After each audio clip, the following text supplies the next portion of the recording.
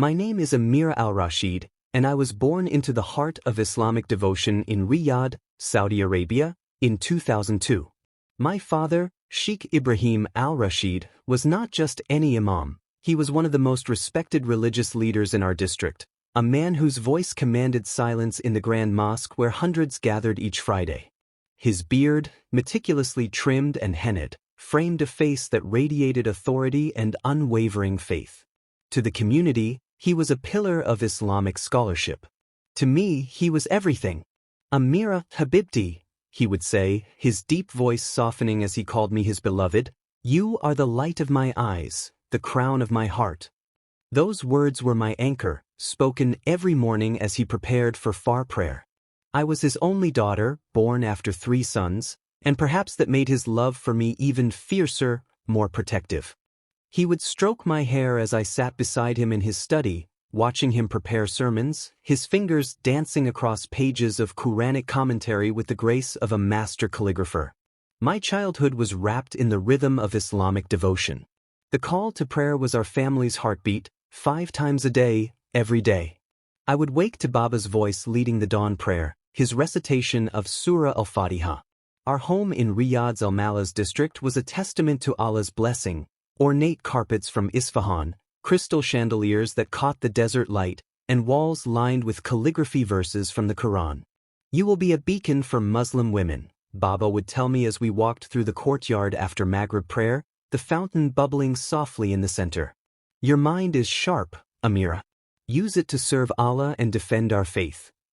His pride in me was palpable, and I carried it like a sacred trust. After completing my bachelor's degree in Islamic studies at Princess Noura bint Abdul Rahman University in 2023, I felt the pull to go deeper. I want to pursue my master's degree, I told Baba one evening as we shared dates and Arabic coffee in his study. His eyes lit up with pride. Where, Habibti? Azza University in Cairo, I said, my heart racing. I want to specialize in Quranic exegesis and hadith sciences. He stood up, his white thobe rustling, and kissed my forehead. You make me proud, Amira. You will carry our family's legacy of Islamic scholarship. That night, he made du'as for my success, his hands raised to the ceiling, his voice trembling with emotion. Cairo welcomed me with its ancient chaos and timeless devotion. Azza was everything I had dreamed, scholars debating in hallways that had witnessed centuries of Islamic learning, libraries filled with manuscripts that seemed to whisper with divine wisdom. I threw myself into my studies, advanced tafsir under Dr. Mahmoud Hassan, classical Arabic literature, and Islamic jurisprudence. My thesis focused on women's roles in early Islamic society, a hadith analysis, and my professors praised my meticulous research and passionate defense of Islamic principles. But it was during Ramadan 2024, on the 29th night, Laylat al-Qadr, the night of power, that everything changed. I was alone in my apartment near Azza, my body weak but my spirit supposedly soaring. I had spent the day in intense worship, reciting the Quran, making dhikr, preparing for what Muslims believe is the holiest night of the year. The Cairo streets below hummed with pre-dawn preparations, the aroma of iftar meals drifting through my window. I was performing tahajjud prayer, the voluntary night prayer, when it happened. The room suddenly filled with a presence so overwhelming, so magnificent, that I collapsed onto my prayer rug. It wasn't the darkness I had expected from spiritual warfare, but a light so pure, so intense, that I could barely comprehend it. And in that light I saw him. Jesus, Isa, as I had known him only as a prophet, stood before me, but not as Islam had taught me. This was no mere messenger. His presence commanded every molecule in the room, every beat of my heart. His eyes held depths of love I had never imagined possible, and when he spoke, his voice was like thunder and whisper combined. Amira, he said, I had been waiting my whole life to hear. I am the way, the truth, and the life. I have called you before you were formed in your mother's womb. I tried to speak, to recite the Shahida, to call upon Allah, but no words came. Only tears, as something deep within my soul recognized him as Lord. You have been seeking me in your prayers, in your studies, in your hunger for truth. I am here. The vision lasted what felt like hours but must have been minutes. When it ended, I lay prostrate on my rug, shaking, my face with tears, my understanding of everything I had believed shattered and remade in an instant. The next morning, I called home for Eid greetings, my voice carefully controlled. Kul imwayantum by care Baba, I said, wishing him well for the new year. And you, Habibti? You sound tired. Are you well? Just the fasting, I lied, my heart pounding. I'm fine. But I wasn't fine. I was terrified, exhilarated, and more alive than I had ever been. I knew what I had experienced could cost me everything. My family, my identity, possibly my life. In Saudi Arabia, apostasy is punishable by death. After the Eid celebrations, I returned to Cairo with a heart in turmoil. I threw myself back into my studies, but everything felt different. The Quranic commentaries that once filled me with certainty now seemed incomplete, pointing toward someone greater. 2 weeks later, as I sat in the Al-Azhar library researching a paper on Islamic eschatology, Jesus appeared to me again. This time, other students were around, but somehow, the vision was for me alone. Amira, his voice whispered into my heart, I am calling you to pastoral ministry. Even the hardest hearts will submit when they hear your testimony of my love. I nearly dropped my books. Pastoral ministry? I was a Muslim woman in the heart of Islamic scholarship. The third encounter came a month later during my evening prayers. I had been struggling, trying to maintain my Islamic practices while wrestling with this growing certainty that Jesus was calling me. As I performed wudu, Jesus appeared in my room. Fear not, he said. I will give you words to speak, and I will prepare hearts to receive them. You will be my vessel to reach those who seem unreachable. That night, I began secretly researching online. With shaking fingers, I typed Bible verses into my browser, using a VPN to hide my searches. 3 verses struck me like lightning. First, Matthew 10 verses 32 to 33. Whoever acknowledges me before others, I will also acknowledge before my Father in heaven. But whoever disowns me before others, I will disown before my Father in heaven. The weight of this truth pressed on my chest. Second, Romans 1 verse 16, For I am not ashamed of the gospel, because it is the power of God that brings salvation to everyone who believes. I understood that the gospel, the good news of Jesus, was what my heart had been hungry for all along. Third, Jeremiah 1 verses 7 to 8, But the Lord said to me, Do not say, I am too young. You must go to everyone I send you to and say whatever I command you. Do not be afraid of them, for I am with you and will rescue you, declares the Lord. Despite the danger, I felt Jesus calling me to be bold. I found Pastor Michael Thompson's contact through a Christian ministry website. His bio mentioned his work with Muslim converts, and something in his gentle eyes in the photograph gave me courage. I sent him a carefully worded email from a private account. Dear Pastor Thompson, I am a Muslim woman studying in Cairo who has had some experience with Jesus. I need guidance but cannot risk exposure. Can you help me understand what is happening to me? His response came within hours. Dear sister, Jesus is calling you home. I will walk with you through this journey, and your secret is safe with me. Let's talk. Our conversations became my lifeline.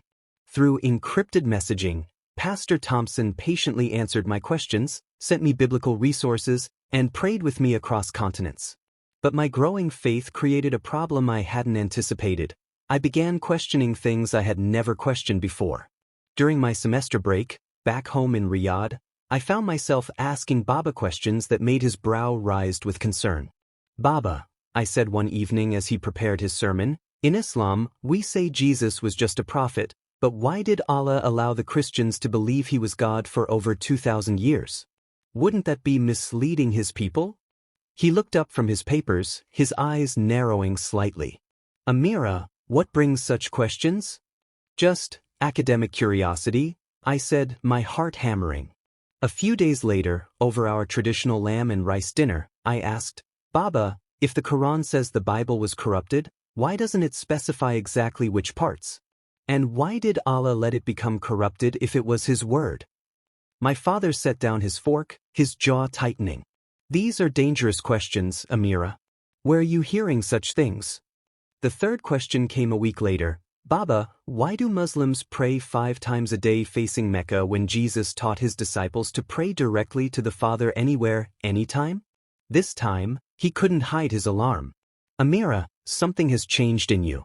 Your questions, they sound like Christian missionary tactics.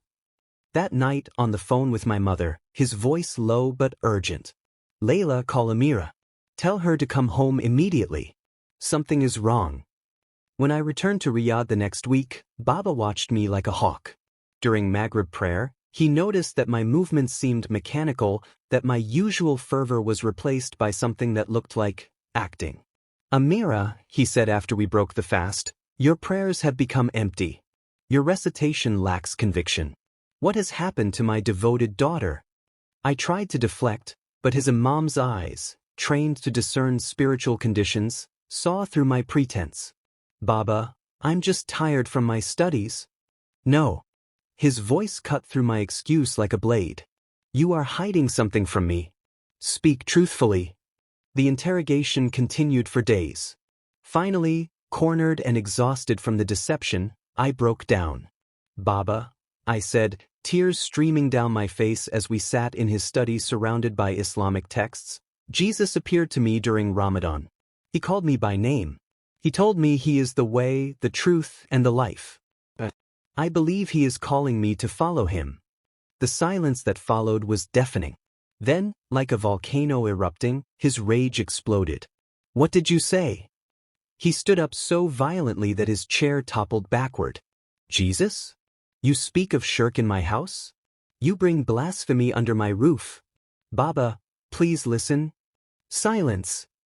His voice boomed like it did from the mosque pulpit, but now it was filled with a fury I had never seen. You are my daughter, the daughter of Sheikh Ibrahim al-Rashid. Do you know what you are saying? Do you understand that you speak of abandoning Islam for the lies of the West? I cowered as he paced, his face red with rage and shame. If anyone hears of this, it will destroy our family name, our reputation, everything I have built. He stopped and pointed a trembling finger at me. You will not speak of this again. You will return to Cairo, complete your studies, and forget this Christian nonsense. If you ever mention Jesus as anything more than a prophet, you will no longer be my daughter. That night, I messaged Pastor Thompson. He threatened to disown me. I'm scared. His response brought comfort. Jesus said, "Blessed are those who are persecuted because of righteousness, for theirs is the kingdom of heaven." I'm praying for you, sister.